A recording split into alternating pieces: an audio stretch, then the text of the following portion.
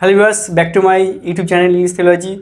আজকে ডিসকাস করব BA first সেমিস্টারে বা কম্পালসারি যে ইংলিশ রয়েছে। দেখো, break break break Alfred Lord টেনিসনের লেখা। এখান থেকে যে এমসিকিউ কোশ্চেনগুলো হয় বা এসিকিউ কোশ্চেনগুলো হতে পারে, এমসিকিউ টাইপের কোশ্চেনগুলো, সেগুলো ডিসকাস করবো আজকে। ভিডিওটা স্কিপ না করে পরিপূর্ণ দেখো, অনেকটাই বুঝতে পারবে, অনেকটাই নলেজ আর্ন করতে পারবে। দেখো বন্ধুরা, ভিউয়ার্সরা, এখন দেখো কবিতাটা আগে একটু আমরা জেনে নেবো পোয়েট সম্পর্কে। জানলে একটু ব্যাকগ্রাউন্ড জানলে না আমরা অনেক কিছু জানতে পারবো। এখানে অনেক সময় ব্যাকগ্রাউন্ড থেকে কোশ্চেন হয় যে লর্ড আলফ্রেড টেনিসনের আর অন্য একটা ফেমাস কবিতা বলো, বা একটা কবিতা, এই যে ফেমাস কবিতাগুলো রয়েছে একটা লিখে দিল, দিয়ে বললো যে এটা টেনিসনের কবিতা কিনা বলো। এই আমাদের কোশ্চেনগুলো হতে পারে। দেখো, পোয়েটটাকে হচ্ছে রিনাউন্ড পোয়েট ইন ভিক্টোরিয়ান এরা, তাহলে ভিক্টোরিয়ান যুগের একজন কবি বলছিলাম। Also known poet laureate. Poet laureate means একটা রয়্যাল পোয়েট, যেটা ফেমাস পোয়েটদের মধ্যে একজন। ফেমাস পোয়েমস, তার কী কী বিখ্যাত বিখ্যাত কবিতা রয়েছে, যেহেতু আমাদের এমসিকিউটায় প্রশ্ন হবে তার শর্টে ডিসকাস করছি। দেখো, অনেকটা বুঝতে পারবে। Mariana, the lady of Shalott, and memory, Ulysses and so on like that. এরকম মানে এর ধরনের আরও কবিতা আছে, এরকম ইম্পর্টেন্ট। তোমরা ইউলিসিসটা পড়বে, মারিয়ানাটা পড়বে, দ্য লেডি অফ স্যালট পড়বে। এখন পড়ছো আমরা ব্রেক ব্রেক ব্রেকটা পড়ছি। তারপর দেখো পোয়েমস আর কেমন ধরনের কবিতা যে ছন্দগুলো হয় সেগুলো কেমন হতে পারে। দেখো, ভেরি রিদমিক আর ছন্দময় থাকবে। যেখানে ছন্দ সেখানেই আনন্দ, সেখানেই ভালো লাগবে। যখন আরও অনেক কিছু বলা যায়। And deal with the theme of death and lamentation. দেখো, এখানে কিন্তু একটা ডেথ আর ল্যামেন্টেশন মানে স্যাড ফিলিং থাকবেই এই কবিতার মধ্যে। মানে এর থিম এটা রিদমিক অ্যান্ড ল্যামেন্টেশন, ডেথ, এই যে ফিচার্সগুলো রয়েছে, থিমগুলো, সেগুলো কিন্তু এই আলফ্রেড টেনিসনের একটা কবিতার বা কবির একটা পার্ট, যে অংশ আমরা বলতে পারি। এখানে এই সমস্ত থিমগুলো পাবো আমরা এই টেনিসনের কবিতার মধ্য দিয়ে। দেখা যাক নেক্সট কী আছে দেখি। দেখো, থিম জেনে নেব। থিম জানলে অনেকটাই আমরা অ্যাডভান্টেজ হয়ে যাব, অনেকটাই আমরা জানতে পারবো। স্কিপ করবে না। দেখো, চারটে মেন থিম আছে, সেটা জেনে নিই আমরা কী কী আছে দেখি। The theme of death, theme of time, death টাইমের একটা কানেকশন আছে। দ্য থিম অফ ইয়থের একটা কানেকশন রয়েছে। The theme of memory and nostalgia, memory and nostalgia আমি ডিসকাস করেছি আমরা আগে ভিডিও, সেখানে দেখতে পারো। এই চারটেই মেন থিম যেটা আমরা দেখতে পাবো টেনিসনে ব্রেক ব্রেক মধ্যে। দেখা যাবে অনেক কিছু দেখা যাবে। দেখো, তাহলে আমরা পোয়েট সম্পর্কে জানলাম, থিম সম্পর্কে জানলাম। এবার জানবো স্ট্রাকচার অ্যান্ড ফর্ম, কীভাবে গঠিত হচ্ছে, কী রাইম স্কিম আছে, বা লাইনগুলো যে এখান থেকে অনেক এমসিকিউ হয়, বিভিন্ন কোয়ার্টেন আছে না কি প্যাটার্ন দেখে নেবো, স্ট্যাঞ্জা আছে না কোয়ার্টেন দেখে নেবো। দেখো, কনসিস্ট অফ 4 স্ট্যাঞ্জা, চারটে স্ট্যাঞ্জার কথা বলা হয়েছে। তারপরে দেখো, ইচ স্ট্যাঞ্জা কনসিস্ট অফ 4 লাইন্স, প্রত্যেকটা স্ট্যাঞ্জায় আমরা 4টে করে লাইন পাবো। আর কি বলছে, অলসো কল্ড কোয়ার্টেন। তাহলে আমি যখন হিস্ট্রি অফ ইংলিশ লিটারেচার করেছিলাম, শেক্সপিয়ারের যে সনেট ফিচার্সগুলো আমি অবশ্যই ডিসকাস করেছি সেখানে, যে শেক্সপিয়ারের সনেটগুলো সাধারণত কোয়ার্টেন হিসেবে ধরা হয়। আর ওয়ান কোয়ার্টেন কনসিস্ট অফ 4 লাইন্স। তাহলে একটা কোয়ার্টেন 4টে লাইন বহন করে, প্রকাশ করে। তারপর দেখো, first and last stanza the poet addresses the sea. তাহলে প্রথম আর শেষ স্ট্যাঞ্জা, সেখানে কবি বর্ণনা করেছে কি, সমুদ্র সম্পর্কে। The sea expressing his sadness and sense of loss, এই কথাটা ফার্স্ট স্ট্যাঞ্জা আর সেকেন্ড স্ট্যাঞ্জা ডিসকাস করেছে। দ্য মিডল টু, তাহলে মাঝখানে যে দুটো স্ট্যাঞ্জা আছে সেখানে কি ডিসকাস করেছে দেখা যাক। Present and image of joy and happiness, তাই দেখো এখানে আনন্দের একটা কথা বলা হয়েছে, জয় অ্যান্ড হ্যাপিনেসের, সেখানেও সেই ফিচার্সগুলো আমরা দেখতে পাবো এই মধ্যে, কবিতার মধ্যে দিয়ে। তাই first and last 2 stanzas also the poet has described about the sea, and the middle 2 stanza, third and 2 and 4 here the poet also describes joy and happiness. এই সমস্ত ফিচারগুলো আমরা দেখতে পাবো। আর একটা কথা বলে দিই, অনেক সময় এখানে এই সমস্ত ফিচারগুলো জানলে কি হয় না, অনেক এমসিকিউতে অনেকটা আমরা অ্যাডভান্টেজ হয়ে যাবো। তুমিও পারবে, আমরাও পারবো, অনেকে পারবে। আর আমি চাইবো যদি ভালো লাগে অবশ্যই চ্যানেলটা লাইক, শেয়ার, সাবস্ক্রাইব করে দেবে। অবশ্যই নিয়ে দেবো তো শেয়ার করে দাও, সবাই দেখুক। তারপরে দেখো, রাইম স্কিম রয়েছে কি না, এখানে এবি, প্রত্যেকটা স্ট্যাঞ্জায় এবি যে রাইম স্কিম সেটা দেখতে পাবো। যেহেতু 4 quatrain 4 lines, consist 4 lines, and each stanza has rhyme scheme of A B and A B. First stanza, 4টে স্ট্যাঞ্জা আছে, আমি ডিসকাস করব, শেষে কবিতাটা ডিসকাস করব। কিন্তু পরিপূর্ণ দেখো স্কিম না করে অনেকটাই বুঝতে পারবে, আশা করি অনেকটাই বুঝতে পারবে। দেখো, ফার্স্ট স্ট্যাঞ্জা কী বলছে না, the poet says the torment of his heart. Torment means একটা মনের যন্ত্রণা, দুঃখ, বেদনা যেটা হতে পারে। হার্ট ইজ ট্রেমেন্ডাস, একটা ভয়ঙ্কর রূপ নিয়েছিল, মানে এতটাই কষ্ট দুঃখ পেয়েছিল দ্য পোয়েট। ফার্স্ট স্ট্যান্জা কবি এক্সপ্রেস করছে, there is a struggle like the struggle of the sea waves on the stormy source. দেখো মনে যে যন্ত্রণা যখন সৃষ্টি হয় না, তখন সব কিছুই ভালো লাগে না, মানে একটা নমে যাওয়ার মতো, ভেঙে যাওয়ার মতো অবস্থা হয়ে পড়ে। যাদের ক্ষেত্রে হয়েছে আর কি, তারাই ভালো বোঝে। যেমন শান্ত সমুদ্রে যদি কোনো ঝড় বা স্টর্ম সৃষ্টি হয়, টেম্পেস্ট সৃষ্টি হয়, সেক্ষেত্রে কী হয়, একটা জলোচ্ছ্বাস, সুনামি সৃষ্টি হয়, সমুদ্র তীরবর্তী অঞ্চলগুলো একদম প্রচণ্ড ক্ষয়ক্ষতি হয়, যেমন ঝড় বৃষ্টিতে হয় আর কি, ঝড়ে হয়, আমরা জানি বিভিন্ন সময় হয়ে থাকে বা দেখে থাকি।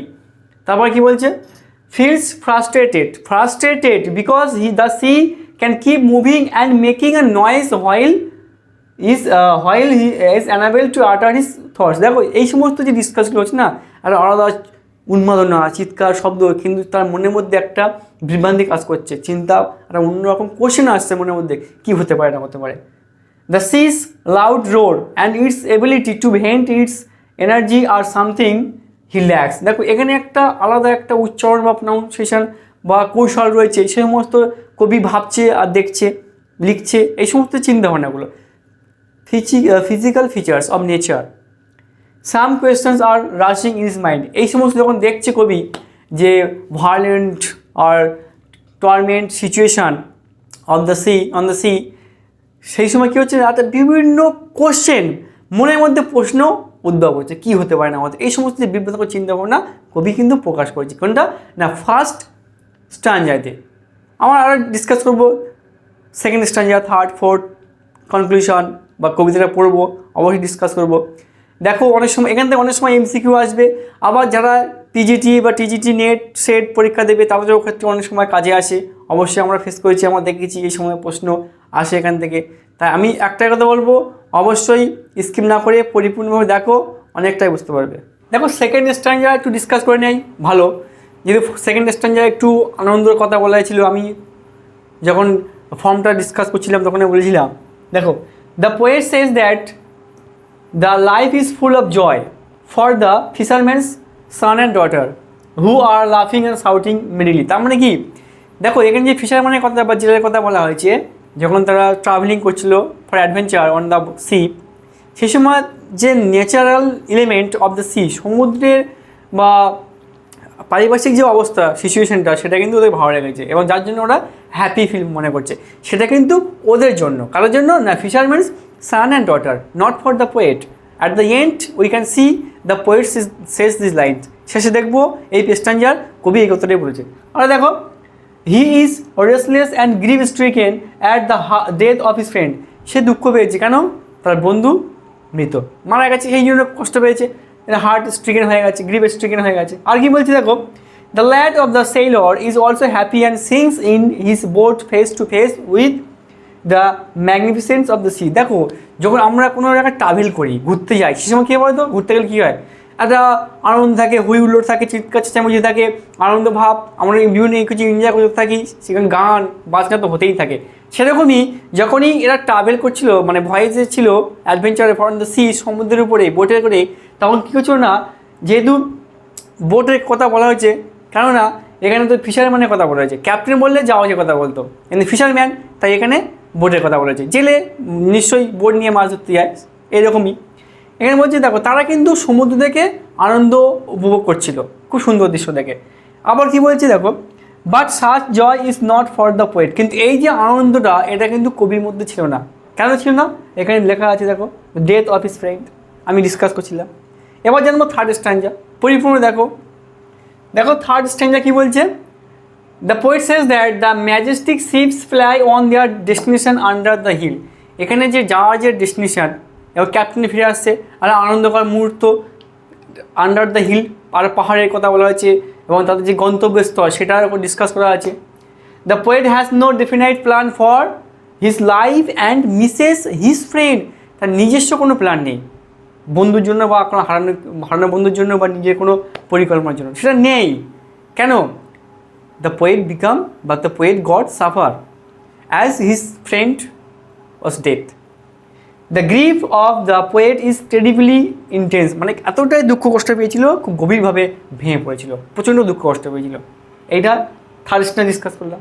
দেখো লাস্ট স্ট্যান্ডা, যেহেতু ফার্স্ট স্ট্যান্ডা লাস্ট স্ট্যান্ডা একটা পেনফুল ম্যাটার ছিল, আমি প্রথমে ডিসকাস করেছিলাম, দেখে নেবে। দেখো, the poet asks the waves to go on strike against the sea শোর, but the poet can not recall the past experience that he enjoyed in the company of his friend. দেখো কবি কী করছে না, সমুদ্রের ঢেউয়ের যে কথা বলা হয়েছে বারবার আঘাত করা সত্ত্বেও শিশোরে, কিন্তু ওখানে কবি পাস্ট এক্সপিরিয়েন্সগুলো সে মনে করতে পারছে না। কী করছে করে ক্যান নট রিকল মনে হচ্ছে না, কী হচ্ছে, জাস্ট এই যেগুলো তার মানে living while is friend living, যখন তার বন্ধু বেঁচে ছিল তার সাথে যে মুহূর্তগুলো এনজয় করেছিল বা কাটিয়েছিল সেগুলো কবির মনে নেই। এটা সার্ফিং। আর কি বলছে, the waves come again again again hitting a wall of rock each time. প্রত্যেকবার সমুদ্রে যখন ঢেউ, মানে সমুদ্রে যখন ঢেউ উত্তাল হয়ে যায়, যখন ঢেউ সৃষ্টি হয়, তখন ঢেউগুলো আসে শিশরের দিকে, বারবার যখন দেয়ালে আঘাত করছে পাথরে, প্রত্যেকবার আঘাত করছে সেগুলো, এবং কবির একটা মনে একটা আলাদা ফিলিংস চলে আসছে। আর কি বলছে, বাট ফর হিম, তার জন্য there is no return of the dead, মৃত্যু কোনো আরে মনে আসছে না, কী হচ্ছে না হচ্ছে, কী মৃত্যু, এই সমস্ত ম্যাটারগুলো সেগুলো কবি বা পোয়েট অ্যাভয়েড হয়ে গেছে। Just the recurring pain of loss, শুধু একটাই কথা মনে করছে, জাস্ট পেইন, মানে সাফার পাচ্ছে, গড সাফার, এই সমস্ত যে পেনফুল মোমেন্টগুলো রয়েছে সেগুলো কবি আঘাত করছে তার মনের মধ্যে।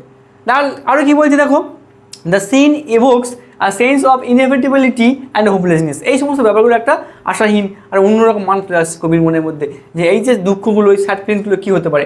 এই হলো কবিতার 4টে শ্রেণী যা ডিসকাস করলাম। এর আমরা চলে যাবো সরাসরি কনক্লুশনে। যাওয়ার আগে একটা কথা বলবো, স্কিপ না করে দেখো, অনেকটা বুঝতে পারবে, যেহেতু সামনে পরীক্ষা রয়েছে, এখান থেকে অনেক এমসিকিউ প্রশ্ন আসবে, বিভিন্ন ধরনের কম্পিটিটিভ এক্সামের প্রশ্ন আসে। আর ভালো লাগলে অবশ্যই লাইক শেয়ার সাবস্ক্রাইব করে দিও। দেখো লাস্ট পার্ট খুব ভাইটাল একটা পার্ট, এখান থেকে এমসিকিউ কোশ্চেন পাবেই শিওর পাবে, কিন্তু দেখতে হবে। দেখো, the poem break break break is one of the most famous elegiac poem. যদি বলা হয় যে ব্রেক ব্রেক এটা কি elegiac poem, yes or no, তখন বলবে হ্যাঁ এলিজিয়াক পোয়েম, অবশ্যই লেখা আছে ওখানে, by Alfred Tennyson. The central idea of the poem is the loss of loved one. দেখো কি না, ভালোবাসার মানুষ না হারিয়ে যায় না, আমরা যারা আছি আমাদের আর কি, আমার হোক তোমার হোক, যাদের আছি আর কি, কেউ পার্সোনালি নেবে না, যাদের আছে দেখবে কোনো বিহেভে অনেকে কষ্ট পেয়ে থাকে, বা কারো যদি হারিয়ে যায় হঠাৎ করে কোনো সাডেনলি অ্যাক্সিডেন্ট হয়ে যায়, সে কিন্তু অবশ্যই পেন পেয়ে থাকে। যেমন আমরা বিভিন্ন রিয়ালিটি শো দেখি বা বিভিন্ন সিরিয়াল দেখি, অনেক কিছু দেখতে পাই, বা বিভিন্ন অ্যাক্টর অ্যাক্ট্রেসরা মারা যায়, তাদের যে ফিলিংগুলো আমরা বুঝতে পারি, সেরকমই কবির যে ফ্রেন্ড মারা যাবে, তার একটা আলাদা অনুভূতি ছিল, ফিলিংস ছিল, যে হ্যাঁ কী হতে পারে, ভালোবাসার একটা লোকে হারিয়ে ফেলা। এইটা হচ্ছে সেন্ট্রাল আইডিয়া এই কবিতা। The emotions the poet indirectly describes pertain to this loss and the medium use to describe it. দেখো এই যে হারিয়ে যাওয়া একটা ইমোশন, একটা আবেগ বা অনুভূতি, সেগুলো কবি এখানে ডিসক্রাইব করেছে। It consist of also focuses on the feeling of loss and separation. দেখো এখানে আর একটা কী প্রকাশ করেছে, ফোকাস করেছে কি না, যেখানে একটা ফিলিং অফ লস, হারিয়ে যাওয়ার একটা বা বেদনার একটা যে অনুভূতি, এবং সেপারেশনের যে ভাগাভাগির একটা অংশ, জীবন থেকে কোনো কিছু হারিয়ে গেলে সেটা ভাগাভাগি হয়ে যায়, সেরকম একটা এই যে দুঃখ বা স্যাড ফিলিংগুলো, সেগুলো এই কবিতা ডিসকাস করেছে, কবিতার মধ্যে আমরা দেখতে পেরেছি। আজকের ভিডিওটা এই পর্যন্ত। যদি ভালো লাগে অবশ্যই লাইক শেয়ার সাবস্ক্রাইব করে দিও। Thank you for watching this video.